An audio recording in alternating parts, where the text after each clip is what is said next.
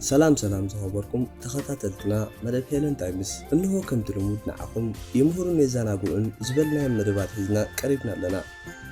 مكتتالكم مسانا كخون بخبرنا عدنا توساخي ابزا چانلنا حدشت زخونكم سوات شير لايك سابسكرايب بمقبر اما عالتاوي زرقوا مدباتنا تساتفت نغطكونو بخبرنا عدمكم كتسيلنا نفتر ساعة حسانا خنبلكم سنة مكتتال سبارتاكس እቲ ንሮማ ዘንቀጥቀጠ ጊላ ኣፈ ታሪኽ ከም ዝሕብሮ ሓደ እዋን ሰበይቱ ስፓርታከስ ደቂሱ እንከሎ መጽአት እሞ ሓደ ተመን ኣብ ክሳዱ ተጠምጢሙ ረኣየት ንሳ ግን በዚ ኣይሰንበደትን እኳ ደኣ ሓደ ጽቡቕ ትንቢት ኢላ ሓሰበት እቲ ተመን ንሰብኣያ ምጥምጣሙ ስፓርታከስ ብሓደ ዓብን ተፈራሕን ሓይልን ተኸቢቢ እዩ ዘሎ ኢላ ኣመነት እንተኾነ ሓደ ዘይስተባሃለትሉ ኩነት ነይሩ እዩ ንስ ድማ እዛ ሓይሊ ስፓርታከስ ሰብኣያ ናብ ሓደ ጋደ ወይስ ናብ ዝና ክወስዶ ምዃኑ እዩ ኣብ መወዳእታ በዓልዎም ተዓዘብቲ ትፈርድዎ ስፓርታከስ ኣብ ኩናት ኣይተዓወተን ክኸውን ይኽእል እዩ እንተኾነ ግን ቅድሚኡ ነታ ዓባይ ሮማ ከርዕዳን ከንቀጥቅጣን ክኢሉ እዩ ኣብቲ ሮማ ኣብ ሙሉእ ማእከላይ ባሕሪ ብቐጻሊ ተስፋሕፋሓሉ ዝነበረት እዋን ሓደ ጊላ ጥራይ እዩ ሓደ ብርቱዕን ዓቢ ኣልዒሉ ነበረ ንሱ ነቲ ዝመጾ ዝነበረ ማዕበላት ወራር ሮማ ብሙሉኡ ሓምሽሹ ክሳብ ንሮማ ከተማ ንምምራሽ ዘቕኡላ ሓይሊ ኣኪቡ ነበረ ንሱ በቲ ዝገበሮ ዝነበረ ድማ ካብ ተራ ተዋጋኣይ ሓሊፉ ከም ሓደ ኣርማ ቃልሲ ናይ ውፅዓት ክርአ ጀመረ ክሳብ ሕጂ እውን 2000 ዓመታት ድሒሩ ስፓርታከስ ሓደ ካብቶም ኣርማታት ኮይኑ ይቕጽል ኣሎ ብሓቂ ድማ ኣርማ ዓወትን ቃልስን ክሳብ ሕጂ ዋላ ሓደ ዓመት ናይ ክራሰስ ኣንጻር እቲ ናዕቢ ዝዛረብ ዝነግር የለን በንጻሩ ዳርጋ ኩሎም ብዛዕባ በልሕን ዓወትን ናይ ስፓርታከስ እዮም ዝገልጹ ብዛዕባ ስፓርታከስ ኣብቲ ናይ መጀመርያ ህይወቱ ብዙሕ ሓበሬታ የብልናን ዋላቲ ዘለና እውን ኩሉ ከም ሓቂ ክንወስዶ የሸግረና እዩ ምኽንያቱ በበይኑ ሓበሬታ ስለ ዘሎ ብሓፈሻ ግን ብዙሓት ከም ዝሰማምዑ ስፓርታከስ ትራሻዊ መበቆል ዘለዎ ኮይኑ ኣብ 111 ቅድሚ ልደተ ክርስቶስ ዝተወለደ እዩ ፕሉታርክ ሓደ ካብ ምንጭታት ናይ ስፓርታከስ ታሪኽ ህይወትን ከም ዝገልጾ ድማ ስፓርታከስ ሓደ ለባምን ኣብ ሕብረተሰቡ ድማ ልዑል ተቐባልነት ዝነበሮ ሰበኽሳግማዊ ናብራ ዝመርሕ ዝነበረ ሰብ እዩ በዝን ካልእን ድማ ካብ ትራሻውያን ንሄለናውያን ይቐርብ ከም ዝነበረ እዩ ፕሉታርክ ዝነግር ገለ ናይዚ ዘመን ምሁራት ድማ ፕሉታርክ ነታ ሰበኽሳግም ትብል ቃል ብጌጋ ከም ዝተተርጎመትን መበቆላ ድማ ሜዲስቴክ ከም ዝነበረት ይነግሩ ሜዲ ናይ ትራሻውያን ቀቢላ ኮይኖም ኣብ ናይ ሎሚ ቡልጋርያ ዝቕመጡ ዝነብሩ እዮም ኣብ መወዳእታ ድማ ስፓርታከስ ኣብ ቃልሲ ኩናት ከም ዝሞተ እዩ ኣብ ሓደ እዋን ትራሻውያን ካብ ሮማ ተነጽሎ ገጠሞም ንስፓርታከስ ሒዞም ድማ ናብ ጊላነት ሸጥዎ ካልእ ሓበሬታ ስፓርታከስ ባዕሉ እዩ ገዲፍዎም ዝብል እዩ ካልእ እውን ናብ ናይ ክትራን ጉጅለ ተጸምቢሩ ነይሩ ዝብል እዩ ክልቲኡ እውን ዝብሉ ኣለዉ ናብራ ጊላነት ከም ጊላ ስፓርታከስ ኣብ ሓደ ሮማዊ ግላዲያቶር ቤት ትምህርቲ ዝነበሮ ዓይኑ ኣተወ እዚ ለንቱሎስ ባቲያተስ ሉዶስ ዝተባሃለ ቤት ትምህርቲ ዝነበሮ ሰብ እዩ እዚ ኣብ ካቹዋ ዝነበረ ሰብ ኩሉ ግዜ ንምርኢት ዝኾንዎ መንእስያት ትራሻውያንን ጋውላውያንን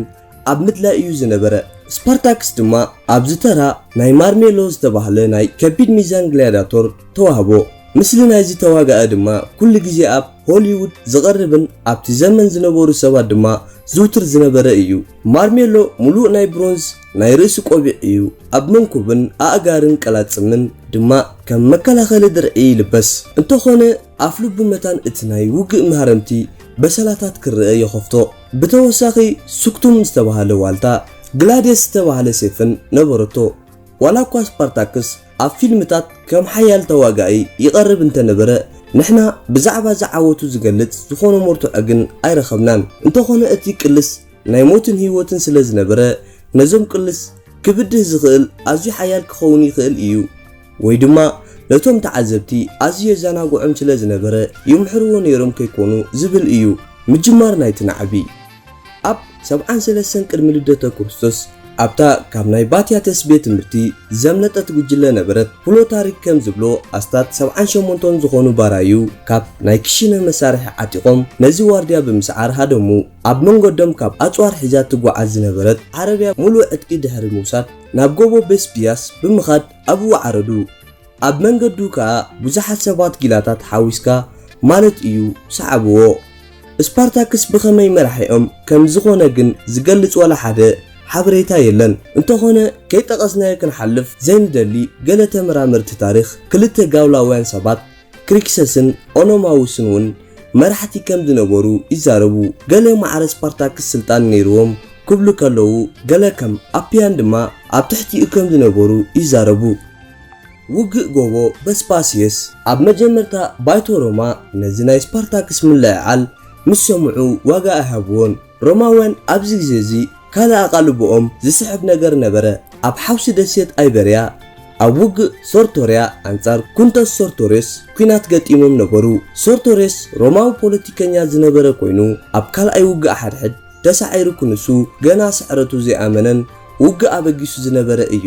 ኣብ ኤስያ ማይነር ሮማውያን ሳልሳይ ሜትራዳቲክ ኩናት ኣንጻር ንግስነት ፖንተስ ብሜትሪዳተስ ሻድሻይ ዝምራሕ ተጸሚዶም ነበሩ ኣብ መወዳእታ ድማ ሮማውያን ድሕሪ ከባቢ 10 ዓመት ተዓወቱ ንግስነት ፖንቶስ ድማ ፈረሰ በዚ ድማ ሮማውያን ሰኺሮም ነበሩ ስለዚ ድማ ነዚ ናይ ስፓርታክስ ከም ናይ ሰረቕትን ዓቢ ብግዚኡ ዝፍታሕ ገይሮም ወሰድዎ ነዚ ድማ ንሓደ ፍሉጥ ዘይነበረ ጋየስ ክላውዲየስ ግላበር ዝተባሃለ ዳኛ ሓላፍነት ሃብዎ እዚ ሰብ ብጀካ ኣብዛ ናይ ስፓርታክስ ጉዳይ ኣብ ታሪኽ ተገሊጹ ኣይፈልጥን ምናልባት ግን ስሙ ከም ዝሕብሮ ካብ ክላውዲየስ ዝተባሃለ ላዕለወትን ጸለውትን ስድራ ከይከውን ዝብል ነገር ኣሎ ብዝኾነ ግላበር ሚልሻ ዘይሱርዓት ወተሃደራት ኣስታት 3000 ዝኾኑ ሒዙ ናብ ጎቦ በስፒየስ ብምኻድ ከበባ ገበረ መደቡ ድማ ነቶም ወተሃደራት ብጥሜት ክሞቱ ነበረ እዚ ኣዝዩ ቀሊል መደብ ስለ ዝነበረ ስፓርታክስ ኣይተሸገረን እኳ ደኣ ኣዝዩ ጽፉፍ መደባት ኣዳለወ እቲ ጎቦ ብኹሉ ወገኑ ጸድፊ ስለ ዝነበረ ግላበር በሓንቲ መንገዲ ጥራይ እዩ ዓጺዎ ነበረ ስፓርታክስ ከዓ ኣግማት ዘርጊሑ በቲ ኣጽላፍ ብምውራድ ሰራዊት ሒዙ ንግላበር ብድሕሪኡ መጺኡ ደምሰሶ በዚ ድማ ዓቕሚ ኣጽዋሩ ኣዕብዩ ብዙሓት ነዚ ወረ ዝሰምዑ ንስፓርታክስ ተጸንበርዎ ቁጥሩ ድማ ወሰኸ ካልኣይ ወፍሪ ኣብ ካልኣይ ፈተነ ሮማ ፓብሊየስ በርኒየስ ዝተባሃለ ሰብ ለኣኹ ዝርዝር ሓበሬታ ብዛዕባ ኩናት እኳ እንተዘየለ ስፓርታክስ ግን ነቲ ውግእ ተዓዊቱሉ ኣብ መጀመርያ ንሓደ ኣብ ናይ ፓብሊየስ ሌተንት ኣስታት 2000 ሰራዊት ዝነበርዎ ዝተባሃለ ሰብ ለኣኹ ዝርዝር ሓበሬታ ብዛዕባ ኩናት እኳ እንተዘየለ ስፓርታክስ ግን ነቲ ውግእ ተዓወተሉ ብድሕሪ እዚ ካልእ ኮሲኔስ ዝተባሃለ ብዙሕ ሰራዊት ዝነበርዎ ሰብ ንባርኒየስ ክሕግዝ ተላእኸ እንተኾነ ግን ኮሲኔስ ንዋራ ካብ መምራኽ ኣምለጠ ኣብ መወዳእታ ድማ ባርኒየስ ተሳዕረ ስፓርታክስ ድማ ከም መግለጺ ዓወቱ ንፈረሱ ወሰዶ ኣብዚ ግዜ እዚ ስፓርታክስ ንገጠራት ኢጣልያ ነፃ ከውፅእ ይኽእል ነበረ ብዙሓት ሰባት ድማ ናብ መሳርዑ ይጽምበሩ ነበሩ ኣፒያን ከም ዝገልጾ ከዓ ዓቕሙ ሰቡ ልዕሊ 70,000 በፂሑ ነበረ ካልእ ድማ ኦኖማውስ ኣብዚ ግዜ እዚ ሞተ ካልእ ዝተረኸበ ሓበሬታ የለን ስፓርታክስን ክሪክሰስን ከዓ ኣዘዝቲ ተሪፎም ነበሩ ኣብዚ ግዜ እዚ ድማ እዞም ተቃለስቲ ሓሳባቶም ኣብ ክልተ ተኸፍለ ፕሎታሪክ ከም ዝገልጾ ከዓ ስፓርታክስ ንጎቦታት ኣልፐስ ቆሪጹ ኣብ ግዛኣት ሮማ ክወፅእ ሓሰበ ከም ሓሳቡ ትራሻውያን ነቶም ሰራዊቱ ፋሕ ከብልዎም እዮም ዝብል ስለ ዝነበረ እዩ እንተኾነ ነቶም ንቅድሚት ክጉስጉሱ ዝሓስቡ ዝነበሩ ሰራዊቱ ከእምኖም ኣይከኣለን እቲ መደብ ድማ ናብ ሮማ እዩ ነይሩ ድማ ይብሉ ብዙሓት ምንጭታት ብዙሓት ከም ዝገልጽዎ ኣብ መንጎ ሓለፍቲ ብዛዕባ ናይ መጻኢ መደባቶም ስምማዕ ኣይነበረን ነዚ ዘራጉድካ እታ ጉጅለ ናብ ክልተ ተመቕለት ሓንቲ ስፓርታክስ ሓንቲ ድማ ብክሪክሰስ ይምራሓ ነበራ እዚ ናይ ምምቃል ጉዳይ ስትራቴጂካዊ ድዩ ወይስ ብሓቂ ጽልኢ ግን ዘረጋግጽ ነገር የለን ሞት ናይ ክሪክሰስ ኣብዚ ግዜ ባይቶ ሮማ ሰነት እቲ ጉዳይ ቀሊል ከም ዘይኮነ እንዳ ዓበየ ይኸይድ ከም ዘሎ ተረድኦም እንተኾነ ገለ ተመራመርቲ ሮማውያን ነዚ ስጋት ኣብ ምግላጽ ኣዝዮም ቁጡባት ከም ዝነበሩ ይገልጽ። ምኽንያቱ እታ ዓባይ ሮማ በዞም ትራሻውያንን ጀርመናውያንን ጋውላውያንን ቁንጣሮ ክትሰግእ ኣዝዩ ዘሕፍር ስለ ዝነበረ እዩ። ብዝኾነ ግን ድሕሪ ዓመት ተቃወምቲ ካብ ቁጥጥር ወጻኢ ኮኑ። በዚ ከዓ ሰነት ኣኺሉ ተረፎም እሞ ኣብ 72 ዓመተ ምህረት ቅድሚ ልደተ ክርስቶስ ክልተ ኮንስለስ ገሌስን ለንቱሎስን ዝተባሃሉ ነናቶም ኣሽሓት ወተሃደራት ሌጅን ሒዞም ነዚ ጉዳይ ናብ ማዕልቦ ንምብጻሕ ተበገሱ። ብልክዕ ክንደይ ሰራዊት ኣብ ሓንቲ ሌጅን ነይርዎም ግን ዝፍለጥ ኣይነበረን። ዋላ እኳ ኣብ ሽዑ ግዜ ሓንቲ ሌጅን 4000 ኣጋርን ኣማኢት ፈረሰኛታትን ትሕዝ እንተነበረት በቲ ኮይኑ በቲ ግን ነቶም ተቃለስቲ ብቁጽሪ ይበልጽዎም ኣይነበሩን። እንተኾነ ግን ብወታደራዊ ስልጠናን ኣጽዋርን ግን ዝዳረጎም ወላ ሓደ ኣይነበረን። ወተሃደራት ስፓርታክስ ግን በአንጻሩ ካብ በበይኑ ዝመጹ ጓሶትን ባራዩን ገባርን እዮም ነይሮም። ካብኦም ኣዝዮም ውሕዳት ጥረ እዮም ናይ ብሓቂ ኩናት ዝፈልጡ። ናይ ሮማ ኣሰላልፋ ሕጂ ፕሎታሪክ ኣፒያን ብዛዕባ እቲ ኩናት ነናቶም መግለጺ ይህብ። ኣቀዲመ ከም ዝገለጽክዎ እቶም ተቃለስቲ ኣብ ክልተ ተመቂሎም ነበሩ። ጊሌስ ኣንጻር እቲ ልዕሊ 30,000 ሰራዊት ዝነበርዎ ክሪክሰስ ኣብ ጥቓ ጋርጋነስ ዝተባሃለ ጎቦ ገጠሙ። ነዚ ጉዳይ ክልቲኦም ተመራመርቲ ይሰማምዑሉ እዮም። ኣብቲ ኩናት ሮማውያን ክዕወቱ እንከለዉ እቶም ተቃወምቲ ልዕሊ 2 ሲሶ ሰራዊቶም ከሰሩ። ብዘይካዚ ከዓ ክሪክሰስ ተቐትለ። ስፓርታክስ ነዚ ምስ ሰምዐ ንኽብሪ ክሪክሰስ 300 ሮማውያን ወተሃደራት በጃ ገብረ። ኩናት ኣንጻር ናይ ኮንሰላት ሰራዊት ክልቲኦም ተመራመርቲ ዝሰማምዑሉ ስፓርታክስን ሰራዊቱን አንጻር ለንቱሎስ ከም ዝተዋግኡ እዩ። ስፓርታክስ ንለንቱሎስ ናብ ሲላልፒን ጋውል እንዳኸደ ከሎ ገጠሞ። ሰዓሮ ከዓ ኣብዚ ክልቲኦም ተመራመርቲ ክፈላለዩ ይጅምሩ። ክንፈልጦ ዘለና ግን እዚ ክሳብ ሕጂ ዘለና ዝሓሸ ምንጭ ሓበሬታ 150 ዓመት ድሕሪ ኩነታት ዝተጻሕፈ እዩ። ኣፒያን ከም ዝገልጾ ከዓ ገሌስ ንክሪክሰስ ምስ ሰዓሮ ናብ ስፓርታክስ ኣምረሐ። እቲ መደብ ከዓ ኣብ መንጎ ክልቲኦም ክቁርቁርዎ ነበረ። እንተኾነ ግን ኣየርከቡን። ስፓርታክስ ተዓዊቱ ጸንሖም እሞ ንዕውን ኣብኡ ሰዓሮ። ክልቲአን ሃዱታት ከዓ ፋሕ በላ። ናብ ሮማ ብምዝላቕ ኣብኡ ካልኣይ ግዜ ተወዳደባ። ኣብ ሓንቲ ብምዃን ከዓ ንሳልሳይ ፈተነ ናብ ስፓርታክስ ከዳ። ሕጂ እውን ዕጨአን ናይ ዝሓለፈ ኣጋጠመን ካልኣይ ግዜ ተሰዓራ። ፕሎታሪካ ብዛዕባ ውግእ ስፓርታክስን ገሌስን ድማ አንጻር ክልቲአን ኣብ ፒሳኖም ኣይዛረብን እዩ። እንታይ ደኣ ለንቱሎስ ኣማሓድራ ሲሳልፒን ጋውል ዝነበረ ኣስታት 10,000 ሰራዊት ዝነበርዎ ጋውስ ካሲየስ ገጠመ ተዓወተ ከዓ። ስፓርታክስ ብድሕሪ ዝዓወቱ ናበይ ከም ዘበለ ፕሎታሪክ ኣይገልጽን። ኣፒያን ግን መንገዱ ናብ ሮማ ከም ዝነበረ ይገልጽ። ምናልባት ሞት ናይ ክሪክሰስ ወይ ድማ ንነብሱ ከም ዘይሰዓር ገይሩ ስለ ዝሓሰባዶ ይኸውን ነዚ ውሳኔ ዘብጽሖ። ግን ስፓርታክስ ንሮማ ንምዝማት ከይደቀሰ ይሓድር ከም ዝነበረ ይግለጽ። ኩሎም እሱራትን ምስኡ ዝነበሩ እንስሳታት ቆተሎም፣ ብዙሕ ንብረት ኣቃጸለ። ኩሉ ኣብ መንገዱ እንቅፋት ዝኾነ ድሕሪ ምእላይ 120,000 ኣጋር ሒዙ ናብታ ከተማ ተበገሰ። ምዚ ኩሉ ሕልሙ ግና ኣብ መንገዲ ሓሳቡ ቀየረ። ሰራዊቱ ብቑዓት ከም ዘይኮኑ ተረድአ። ንሮማ ገዲፉ ንከተማ ቱሪን ከባቢያን ተቆጻጸረ። ኣብቲ ከባቢ ብዙሕ ናይ ሓጺን ብሮንዝ ዝምታ ብምግባር ኣጽዋሩ ኣደልደለ። ማርከስ ሌሲነስ ክራሰስ ሕጂ ሮማውያን ሰነት ስፓርታክስ ኣዝዩ ሓደገኛ ንሮማ ከጥፋኣ ከም ዝኽእል ኣመሉ። ነዚ ንምጥፋእ ከዓ ማርከስ ሌሲነስ ክራሰስ ዕማም ተዋህቦ። ሎሚ ዝዝከረሉ ታሪኽ ኣዝዩ ሃብታም ከም ዝነበረ መጠን ሃብቱ ብኣሃዝ ክግመት እኳ ከቢድ እንተኾነ ከባቢ $20 ቢልዮን ናይዚ ዘመን ይኸውን ነበረ።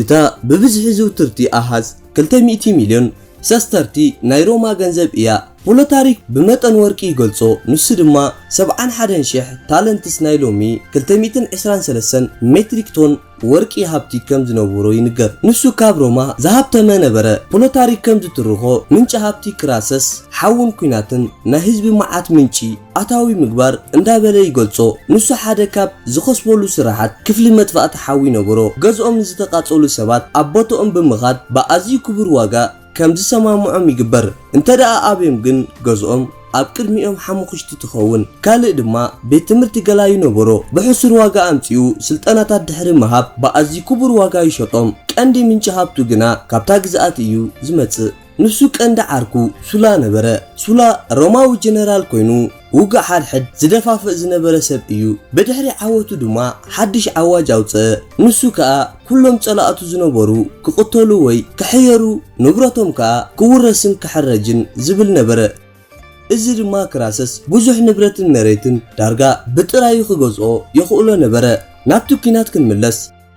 كراسس هابتام تراي أي نبرن أب سلطانون لعل بهاجي نبرو نزين مقبار بوتو أب سنة نمو حسن دما نخلهم تقاومتي كسعرهم ألوو بجنزبو كا وتهدرات كسلطنن كعتقن جمرة بدحرزي كم دانيا تمرتسن نشدش حدث تلجن نتنكلته ناي مئزاز حلافنت كا توهبو اتا طفات اب مجمرة ازي وفري نخلو نگر زودو يمثل نبرة كراسسن سراويتون نسبارتاكس اب دوبات بيسانوم تتصبيو كراسس دما نوكيلو موميس مسكلتناتو لجن نتصلائي خبون بدحري كقربون عززه انتخونا جن زخونا متكعتي كي قبرو بتبكي نگروم موميس تأزازو اي خبرن زحش بوتا زرخب مسيلو متكعت فنو تسعركا كراسس نزي نجر أرامن مهارن زقنا مقطعتي كهبلو وسنة نا أستات كتميت عمتات ترشي أجنبرة مقطعتي ديسيميشن إذا عينت مقطعتي زي توم سراويت أب عسرت يمقلو كابزوم عسرت حدا بقتشا وسيدكا تقتلو إيو بولوتاريكا كبابي 5 وتهدرات كمزي تقتلو ينجر أبيانجن نتن كلتا كونسلات لجون ويكا نخلهم تم سراويت كمزي قتلهم يزارب إذا كتا عبي فللي إيو زنجرنا موتنا 5 ويناي أشحاتن بزغون إتاميلا سريحة كراسس كاب تسألين لعلي شكان مخانو قلتا أبزغت الوغ روماويان تعاوتو سبارتاكس كا نابلوكانيا دوباوي إيطاليا كزلق تجدد بولوتاريك كم زغلصو كا نسو مسكرسنتي بحري تسماميعو نابدسيت سيشيليا بمخات أبو داقم كودب حسبه انتو خونا سراقي مخانو كيترفو اتوم كرسنتي غنزب مستخفلو هادمو سبارتاكس ترايو ترفه بزي دما ناب حوس دسيت رجيم تملسه كراسس عوت كم زيچبطه تردو انتخونه كم تيكالوت زغبرو نسبارتاكس اين عقون نخيناتون ايدفافون اب كندزي خا ابتي كساد مريت نايتا حوس دسيت ارتيتات بمسرح اب مونغو فلاليوم اتم تقالستي اب كلتا تخفلو حنتي كاباتن كا تاناي شعو كببا بسيعه كتقصل جمرت انتخونه جن كراسس بقلطف بممصا كادم سسا كراسس اتم تقالستي زنبورم ناي وغ منفس اسن بيدو نبره ولاكوا 12000 سبات انتقتله بزيكا كلته حقوقهم ولا حنت ناي وغ مهارمتي اينبرمن ازي دما حساب ناي موداتا مس صلاي فيت نفيت قطيمم كم زنبورو يرئي اب منغو كراسس كالا حيلي بكوينتس اتمرح نابتوم ناب غوبوتات زهادومو حيلي سبارتاكس لاخه سبارتاكس كا سراويتو ندحريت بمطواي نتوم روماويان قطمم تعاوتخا بزي عاوت تتبابيخا نكراسس كخدو دليو ننصا بامبي اب موداتا اتا وسانيتو غ نكراسس دحان كدتلو اب مجمرياكا ولا نتوم تقالس نمدخامي واغا انت نبره دحارغن حجزي موت كم دولو مسمع بمولو حيلو كواغا جمره بامبي اتعابي كا اب ايبريان زنبورو تقاوم تسعيرو ناب سبارتاكس قطو اغنع بتوسخي قال لكولس تبهله عزازون سراويتو حيزو يمص نبره ازوم تدربت حيلي صبوق زينا كمسلنا يخيل ايو انت خونا جن كراسس عوتو مسكال كما قل زدل سب اينبرن قدميناي موداتا قطم سبارتاكس ولا قواس ممع مقرات تخسي انت بلا كراسس جن نصغو علامو كهرم انت خوينو اتوم تقاومتي مولو بمولو كدمسسو علوم اموداتا كا ابرو باسيلارياس تراخبو سراويت سبارتاكس اتريروم تواغو انت خونا جن كاب سعرت كملتو اي كالون 36 شح ابتو كينات كموتو انكلو 6 شح دما تمارخو اب منغدي ابيان كا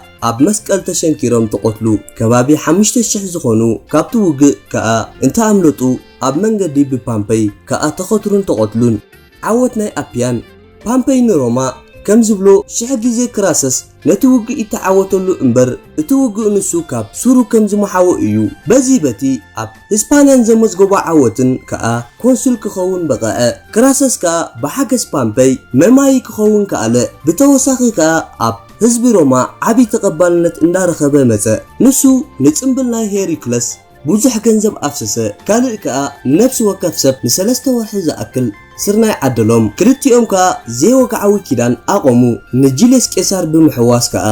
ሱልሳዊ ኪዳን ኣቆሙ ስፓርታክስ ከ ኣብ መወዳእታ በዚ ክንዛዝሞ ጽቡቕ እዩ ሕማቕ ዕድል ኮይኑ ታሪኽ ሓገዘን ንሱ ብሓደ ሰብ ኣብ ኩናት ተቐትለ ሬሲኡ እውን ኣይተረኽበን ኩሎ ታሪክ ብኸምዚ ድምድሞ ኣብቲ ኩናት ስፓርታክስ ንጸላእቲ ቆሪጹ ናብ ክራስስ ክበጽሕ ፈተነ እንተኾነ